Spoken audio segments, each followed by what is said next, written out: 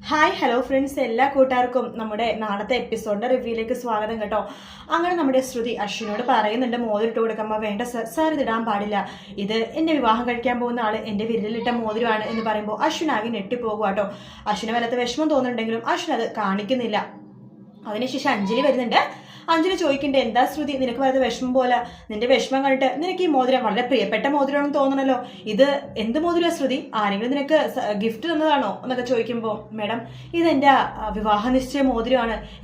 സത്യമായിട്ടും ശ്രുതി നിന്റെ വിവാഹ നിശ്ചയം കഴിഞ്ഞോ, നീ പറഞ്ഞതേ ഇല്ലല്ലോ എന്ന് പറഞ്ഞിട്ട് എനിക്ക് വളരെ സന്തോഷമായി ശ്രുതി എന്ന് പറഞ്ഞിട്ട് കെട്ടിപ്പിടിക്കുക കേട്ടോ. അല്ല, നിന്നെ വിവാഹം കഴിക്കാൻ പോകുന്ന ആളുടെ പേരെന്താ, അത് അഞ്ജലി മേഡം എന്ന് പറഞ്ഞിട്ട് ശ്യാം എന്ന് പറയാൻ വരുമ്പോഴേക്കും നമ്മുടെ അഞ്ജലിക്ക് പെട്ടെന്നൊരു കോൾ വരും കേട്ടോ. ശ്രുതി ഒരു സെക്കൻഡ് എന്ന് പറഞ്ഞിട്ട് അപ്പുറത്തേക്ക് പോകുവാണ്. അതിനുശേഷം അഞ്ജലി പറയുന്നുണ്ട്, നിന്റെ വിവാഹ നിശ്ചയം കഴിഞ്ഞ കാര്യം ലാവണ്യടുത്ത് മുത്തശ്ശിയൊക്കെ പറയട്ടെ, അവർക്ക് ഭയങ്കര സന്തോഷവും എന്ന് പറഞ്ഞിട്ട് നമ്മുടെ അഞ്ജലി അവർക്ക് പറയാൻ വേണ്ടി ഓടി പോകുവാണ്. അശ്വിനാണെങ്കിൽ ആകെ അപ്സെറ്റ് ആയിട്ട് അങ്ങനെ തന്നെ നിൽക്കുവാട്ടോ. എല്ലാത്തിനോട് ഒരു ദേഷ്യം കാണിക്കുകയാണ് അശ്വിന്റെ ചെറിയൊരു പൂന്തോട്ടം പോലുണ്ട് റൂമിന്റെ പുറത്ത് തന്നെ ഉണ്ടല്ലോ. അപ്പൊ അശ്വിൻ അവിടെ നിന്ന് ഇങ്ങനെ ചെടികളിലിങ്ങനെ അതായത് ചെടികളിങ്ങനെ വെട്ടിക്കൊണ്ടിരിക്കുന്ന സമയത്ത് ശ്രുതി അങ്ങോട്ടേക്ക് വരുമ്പോൾ ആ ദേഷ്യത്തിൽ അശ്വിൻ നന്നായിട്ട് വെട്ടും കേട്ടോ. അപ്പൊ അശ്വിന്റെ കൈ മുറിയുമ്പോഴേക്കും നമ്മുടെ ശ്രുതി അയ്യോ സർ കൈ മുണ്ടെന്ന് പറയുമ്പോൾ അത് തുടയ്ക്കാൻ പോലും ശ്രുതിനെ അശ്വിൻ സമ്മതിക്കില്ല. അതിനുശേഷം കൈയൊക്കെ പിന്നെ ബാൻഡേജ് ഒക്കെ ഇട്ട് റെഡി ആവും കേട്ടോ.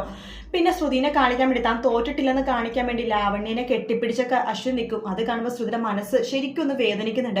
ശ്രുതിയുടെ മുഖം മാറുമ്പോൾ അശ്വിൻ അത് മനസ്സിലാവുന്നുണ്ട്, ഇവക്ക് എന്നോട് ശരിക്കും എന്തോ ഉണ്ട്, ഇവളുടെ വിവാഹം ഉറപ്പിച്ചെങ്കിലും ഇവളുടെ മനസ്സിൽ ഞാനാണ് എന്ന് അശ്വിൻ മനസ്സിലാക്കുകയാണ്. അതുപോലെ തന്നെ ശ്രുതി അങ്ങനെ തന്നെയാണ് കേട്ടോ.